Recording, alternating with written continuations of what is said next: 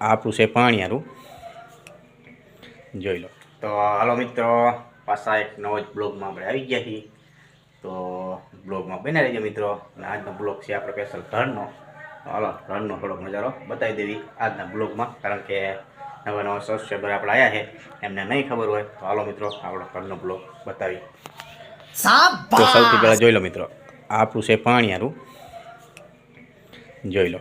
આ જગ ગોરો ના સ્ટીલનું બેડું, એના ઉપર પડ્યા છે ખરસા, અને આ છે ઝુમર.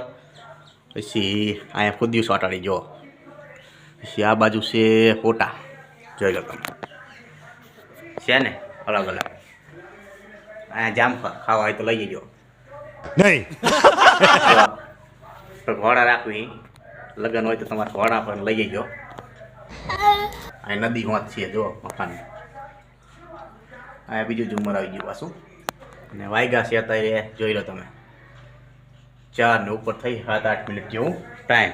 અહીંયા બીજું સફરજન છે, જોઈ લો. અહીંયા ઇંચ કટિંગ છે.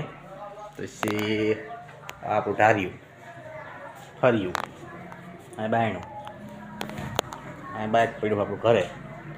અને આ ઉત્તરાયણનો બલૂન હજી ચગે છે, ઉતરું નથી. ચારે ઉતરે કંઈ નક્કી ન કહેવાય.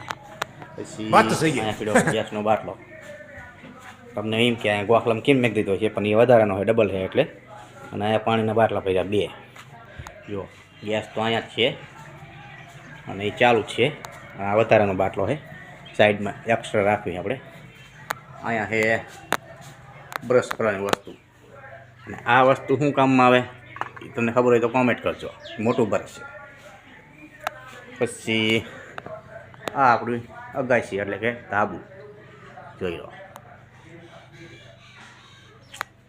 હવે આપણે ગડરવાળું મકાન છે, જો ઉપરનું છે ગડરવાળું છે. આપણે આ સેન્ટિંગવાળું નથી. સેન્ટિંગવાળું બાજુનું મકાન છે, એ સેન્ટિંગવાળું છે. 3 મકાન છે, એ 2 ગડરવાળા છે અને 1 સેન્ટિંગવાળું છે.